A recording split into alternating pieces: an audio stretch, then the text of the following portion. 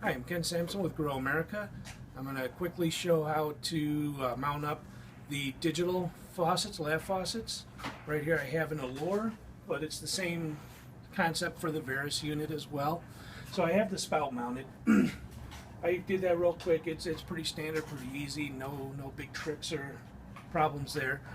But I'm going to go ahead and put the valving on. Now this is the twin valve, they call it. This is kind of like the brains or the engine of the unit itself. So this is what opens and closes when you hit the icon on the puck. And this just slides up onto the tube here. There's an O-ring. I've already greased up the O-ring. So this will just slide on. And you use your little horseshoe clip. And it just pushes in. And it will swivel. The whole thing does swivel to make it easier to make your connections and to mount. So what I'm going to do real quick is I'll make the hot and cold connections. Always flush your lines before you make your final connection there. And then there's the 3 power lines. I'll explain that when I get back from hooking everything up, and we'll go over that. So give me 1 second. Okay, so we have the hot and cold lines hooked up. I've got the water on. I'm going to go ahead and put the batteries in the puck. The little lithium batteries come with the unit, so you just snap them in. And then you put your backer on. Now the backer has this foam or rubber seal here, and comes with a packet of grease. Grease that seal before you put your cover on. This will help any moisture getting into the puck itself, into the batteries. If water gets in here, it will cause the batteries to corrode, the terminals to corrode, and if it gets deeper into the puck, it will destroy the puck eventually. So on the cap, it has an up. You can just kind of snap it in place there. And a little known cheat, the Lady Luxe tool does a great job of snapping it in. So I went ahead and I mounted the other backer plate with the 2 screws to the square plate. And here again, it just snaps on. So we'll go ahead and make our connections. With the lav units, it does come with a battery backup. Here you have your 3 lines. So let's see, the female. Now inside our little pins, just make sure when you make your connection that you don't break the pins. Don't force it. If it doesn't go, check it out, realign it. So once the pins break, it's no good.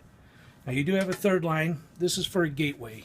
Most lavs you don't need the gateway, but if you do have a little bit thicker of a countertop, or it's behind marble or something like that, there it goes. And notice it's connected up there. But for thicker marble and whatnot, you may need a gateway. So hot and cold, there it goes. So it's connected. We have power on. It takes usually 2 minutes for it to go through its cycle, give or take. During that time, you won't be able to use the puck. But let's see. So we got a couple setups here that we can do on the puck. One is setting runtime. So let's say you get up in the morning, you brush your teeth, you can hit the button, and you can set a runtime. You wet your toothbrush, whatever. So let's see if this is ready. It's not been quite 2 minutes, but let's see. So you have to get into menu 1. So you press and hold, and you do have to press and hold simultaneously. If you don't, you will get a violet light that lights up telling you just didn't hit right or push them correctly. Yeah. So it's not quite ready yet. Try again.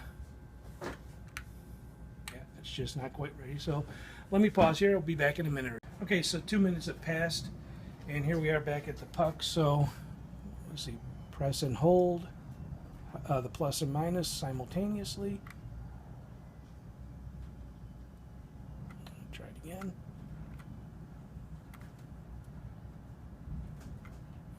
Maybe I'm just not catching it right. There we go. So, and then you rotate the ring.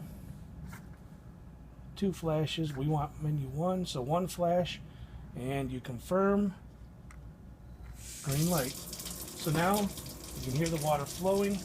We want the runtime, so we turn the water off by turning the ring counterclockwise. Water off. Turn it clockwise. Water on. So now the water's flowing. You can set it for 30 seconds, 60 seconds. We'll set this one for a short run time. That should be good enough. twist it counterclockwise again, water off, and you confirm your settings by the plus and minus simultaneously again. And 3 flashes of the green ring, it accepted it. So now the other thing you have to do is to go ahead and set or calibrate the unit. Okay, so to calibrate, you go ahead and push the plus and minus simultaneously until you get the red ring. And there we go, 1. Menu 3, we want menu 2. Okay. Confirm, green ring. So first you want to set your flow rate. So you set the minimal flow rate, turn the ring counterclockwise. For the US, this doesn't make so much sense, being we are at a 1.2 flow rate already. We want as much as we want, but you still have to go through the steps. So I did minimum, let's see. Confirmed, do high flow rate. There we go. And confirm. 1 flash. Now you go ahead and you set your temperature. And you do that by turning the ring as well. So you can kind of hear the pulse of the water. Every time I turn the ring, it pulses a little bit, telling me that its signal has reached the engine or the box.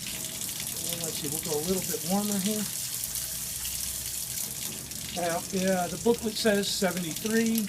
You can go for hotter than that if you wish.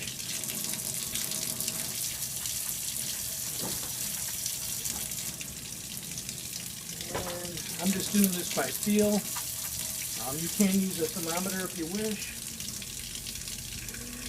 So just a little bit warmer.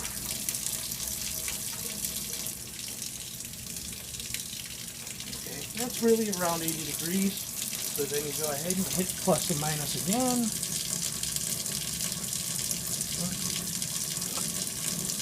Come on.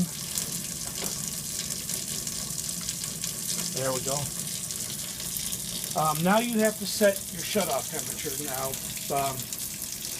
everything we have for thermostats is 108 degrees. They recommend 108 degrees.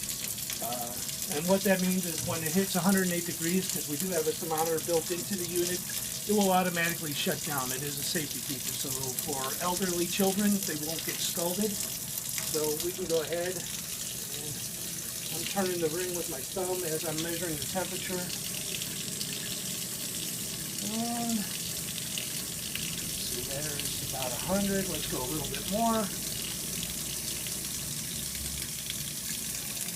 All right, that's about 108. Confirm. 3 flashes of the green ring and it shuts off.